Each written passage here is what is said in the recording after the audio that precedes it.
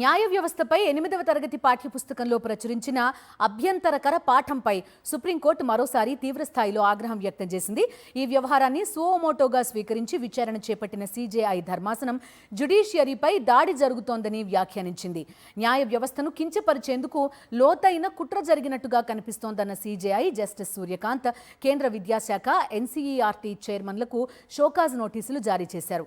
Court ధిక్కరణ చర్యలు ఎందుకు చేపట్టకూడదో వివరణ ఇవ్వాలని ఆదేశించారు. బాధ్యులపై కఠిన చర్యలు చేపట్టాల్సిందేనని స్పష్టం చేశారు.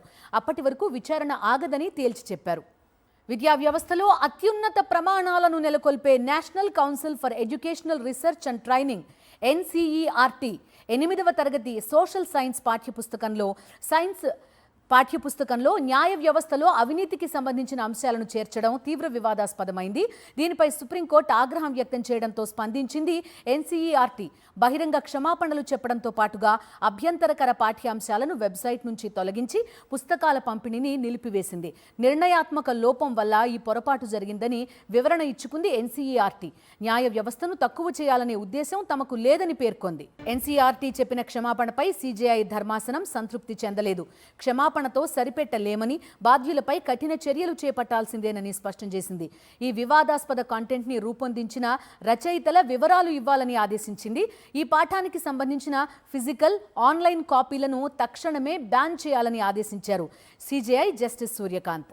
ఎన్సీఈఆర్టీ రూపొందించిన కొత్త 8వ తరగతి సోషల్ సైన్స్ పాఠ్యపుస్తకాల్లో భారత న్యాయ వ్యవస్థ ఎదుర్కొంటున్న సవాళ్లపై ఒక అధ్యాయం ఉంది. అందులో భారత న్యాయ వ్యవస్థలో అవినీతి ఒక ప్రధాన సమస్యగా పేర్కొనడం, కేసుల విపరీతమైన బ్యాక్లాగ్, న్యాయమూర్తుల కొరత వంటి అంశాలను చేర్చారు. అయితే పాఠశాల స్థాయి విద్యార్థులకు బోధించే పుస్తకాల్లో న్యాయ వ్యవస్థను కించపరిచేలా అవినీతి అనే పదాన్ని వాడడంపై సుప్రీంకోర్టు అభ్యంతరం వ్యక్తం చేసింది. సుప్రీంకోర్టు ప్రధాన న్యాయమూర్తి జస్టిస్ సూర్యకాంత్ నేతృత్వంలోని త్రిసభ్య ధర్మాసనం ఈ వ్యవహారాన్ని తీవ్రంగా పరిగణించింది.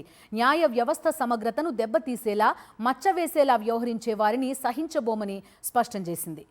Moving on to other updates. న్యాయ వ్యవస్థపై 8వ తరగతి పాఠ్యపుస్తకంలో ప్రచురించిన అభ్యంతరకర పాఠంపై సుప్రీంకోర్టు మరోసారి తీవ్ర స్థాయిలో ఆగ్రహం వ్యక్తం చేసింది. ఈ వ్యవహారాన్ని సుమోటుగా స్వీకరించి విచారణ చేపట్టిన సీజేఐ ధర్మాసనం జ్యుడిషియరీ రక్తం చిందిస్తోందని వ్యాఖ్యానించింది. న్యాయ వ్యవస్థ ప్రతిష్టను దెబ్బతీసేందుకు చేసిన కుట్రగా అభివర్ణించిన సీజేఐ జస్టిస్ సూర్యకాంత్ కేంద్ర విద్యాశాఖ ఎన్సీఆర్టీ చైర్మన్లకు షోకాజ్ నోటీసులు జారీ చేశారు. కోర్టు ధిక్కరణ చర్యలు ఎందుకు చేపట్టకూడదో వివరణ ఇవ్వాలని ఆదేశించారు. బాధ్యులపై కఠిన చర్యలు చేపట్టాల్సిందేనని స్పష్టం చేశారు. అప్పటి వరకు విచారణ ఆగదని తేల్చి చెప్పారు.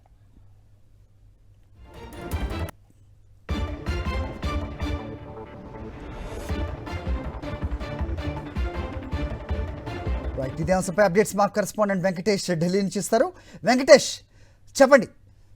సో ఎన్సీఆర్టీపై తీవ్ర ఆగ్రహం వ్యక్తం చేసినట్టుగా చూస్తున్నాం న్యాయ వ్యవస్థ, ముఖ్యంగా సుమోటోగా తీసుకొని మరి దీనిపై విచారణ అప్పటి వరకు ఆగదు, యాక్షన్ తీసుకునే వరకు అని తేల్చి చెప్పారు. సో ఏంటి మీ దగ్గర ఇన్పుట్స్?